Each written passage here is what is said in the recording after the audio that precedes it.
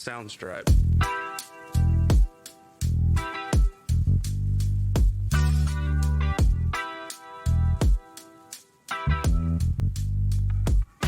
Hi, I'm Shelley Cox, founder of the Regional Collective, where we're all about empowering entrepreneurs like you.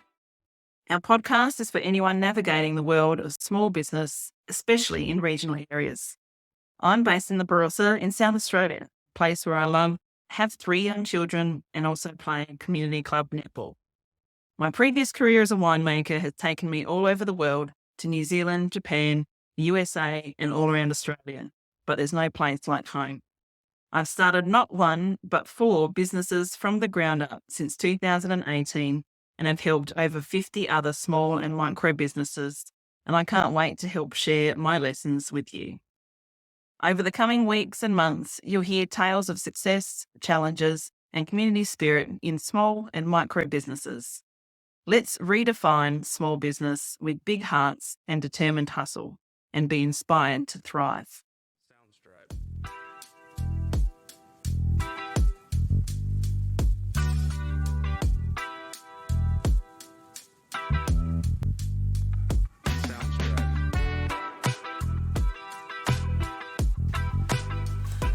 Join us for our second episode of the Regional Collective podcast as we delve into inspiring founder stories, this week with Laura Mudge.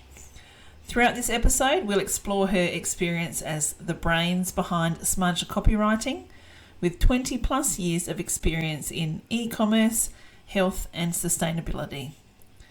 Laura is an open book and keen to share the lessons she's learned along the way.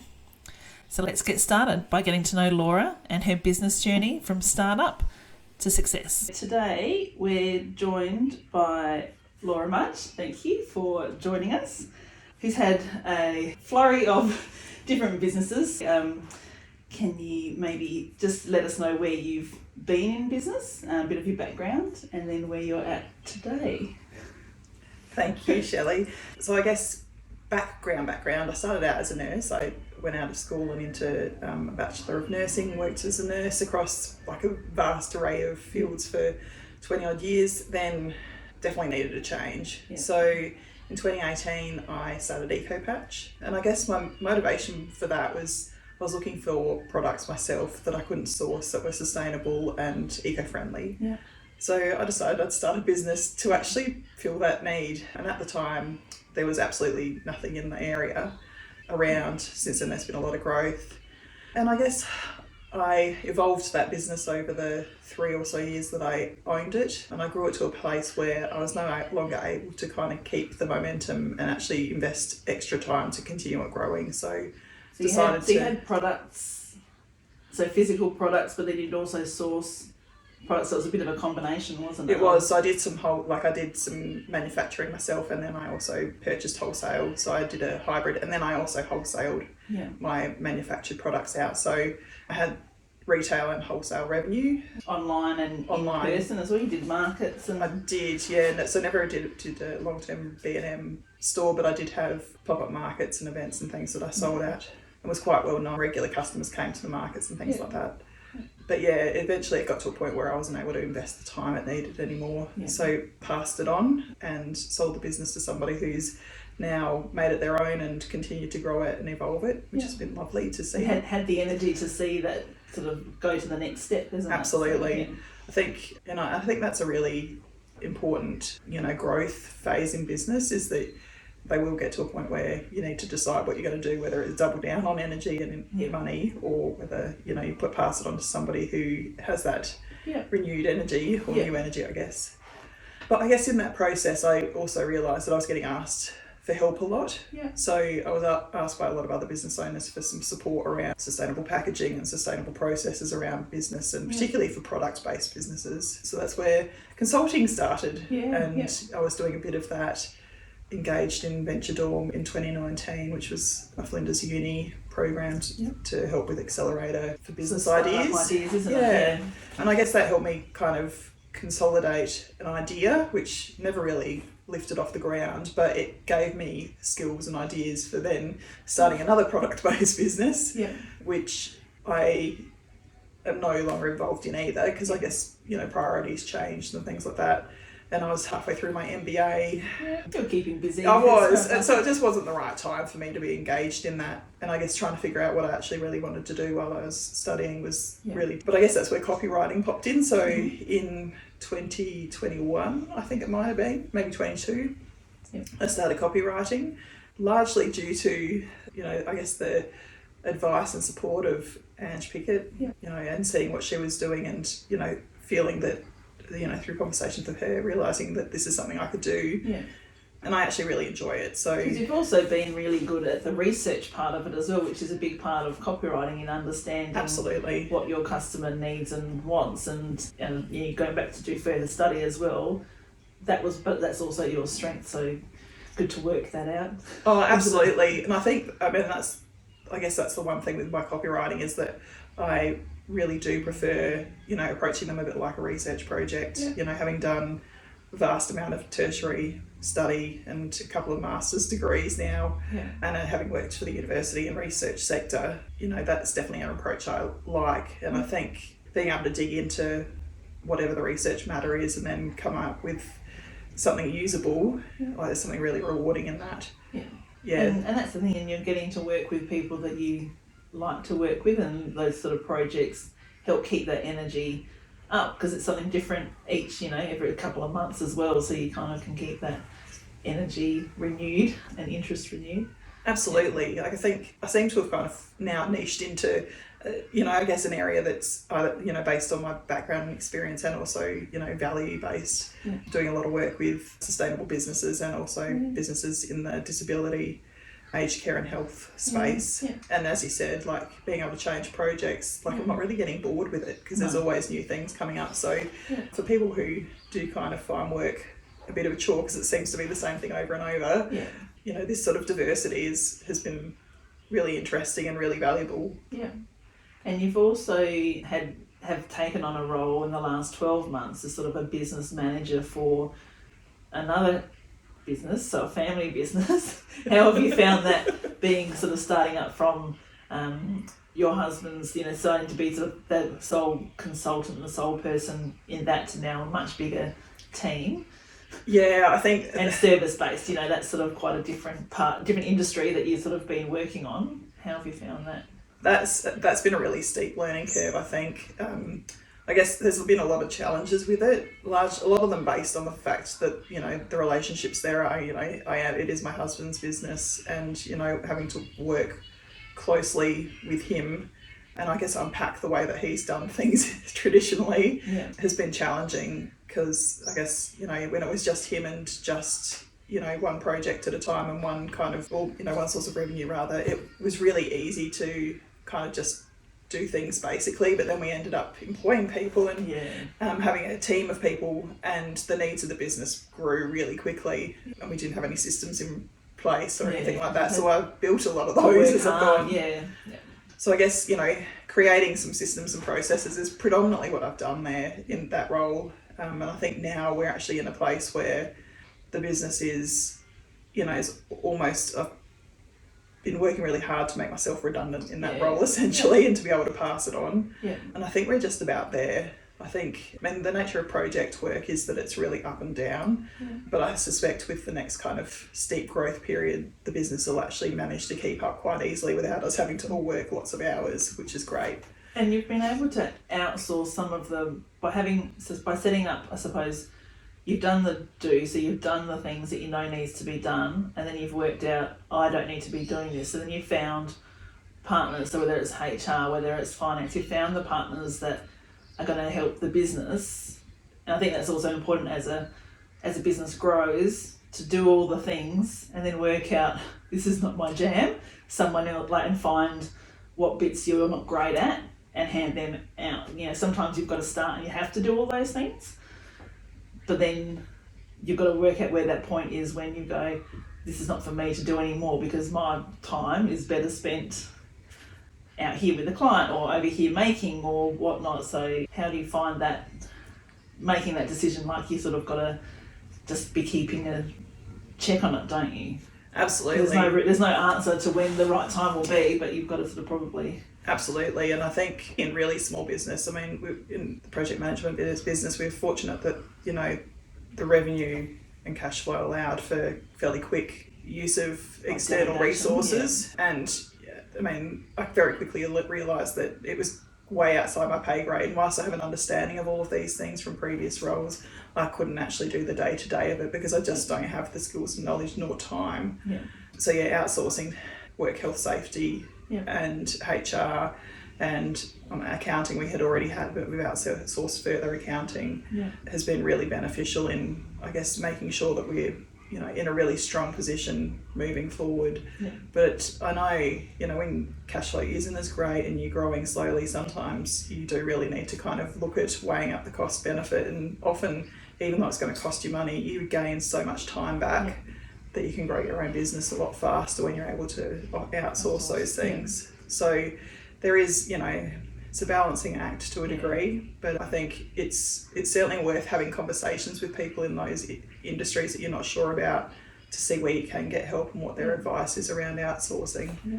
And I mean, programs like the RDA's B2B program and other networks can often point people in the right direction. Yeah.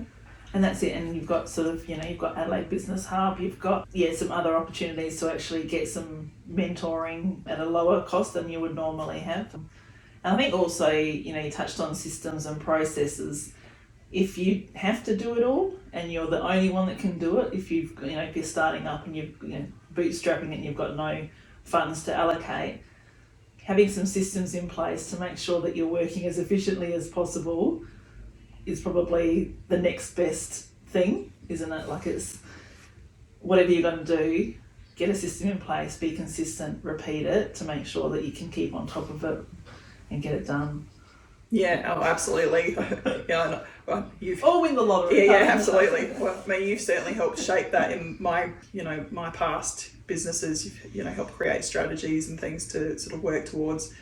But yeah, certainly having systems and processes in there makes you a much more efficient, I'm going to say lean, although that's probably not really the right word. It does make you a much more efficient and resource effective operation when you can actually systemize and process everything you do.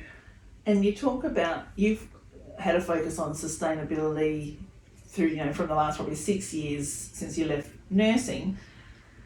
How do you see that being a consideration with a startup? So in terms of not just environmental but business sustainability, health and wellbeing sustainability, like how do you see that role playing across, just when you start out making sure that that's a consideration?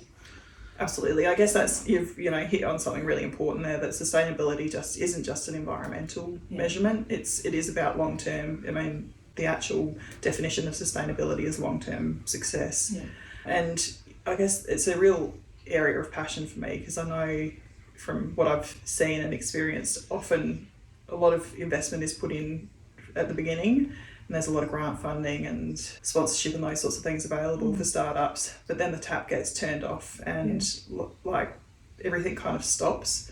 So I guess, starting with the end in mind, which I think is a fairly famous quote, is I guess that's my mantra to it. And also I guess being consistent in the way that you do things, considering all of the elements of your business, and I guess applying a corporate social responsibility framework is, how I would encourage people to approach any business, really, because it goes across.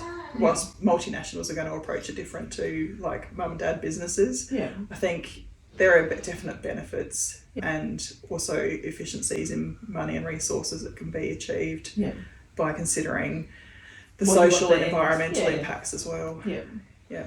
And I think, and that's the thing, like, while hard and fast success can come to some people, the reality is it's a slow burner, so you don't want to burn out. So you don't want to go hard and fast and absolutely nuts for 6 months and then suddenly you can't handle it anymore. So what would your, advice be to someone who's starting up their business, and just around that, making sure that they don't burn out, and how they can probably plan their success over a longer period of time? being patient, probably. Yeah. I think probably the most important thing is running your own race and, setting your own goals and benchmarks. So being patient in that startup phase. Yeah, so run your own race, set your own goals, and, whilst industry and like benchmarks, so Shopify, for example, is really good at telling you what other people are doing. You need to apply that stuff with a grain of salt. Yeah. And you really need to be, considering what you want to get out of business. So you don't have to actually be making $10,000 months to be a success. No, if success to you looks like $1,000 a month and, so a bit of extra money in your pocket or, covering your costs with your small business, then that's an okay thing to aim for. And that's also what a big part of when you do start up is knowing what you want to get out of it. Is Absolutely. it to follow your passion and to be able to cover your costs, maybe make, how much do you need to make? What do you want to get out of it? Do you want the freedom of time to be able to have the kids, around you at home? And that's it. In the world of social media and influencers and people that we're seeing, everyone's only showing their best bits. Absolutely. Yeah. And business can be really fun and exciting. And it can also be really awful and terrible and horrible. Hard. Yeah. But you just need to, I think you said, follow or know what your values are.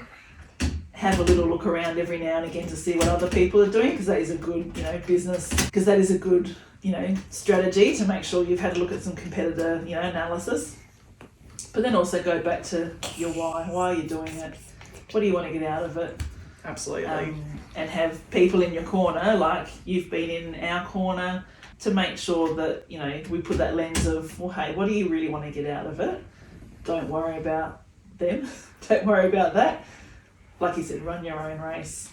Yeah, absolutely. And then it can be fun and enjoyable, because what are we doing it for?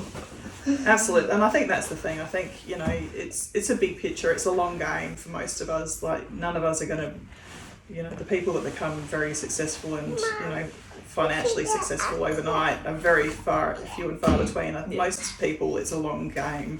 The first couple of years you don't make money essentially in any small business. So I think people need to realise that it's none of it's quick win stuff in running small businesses and starting up small businesses.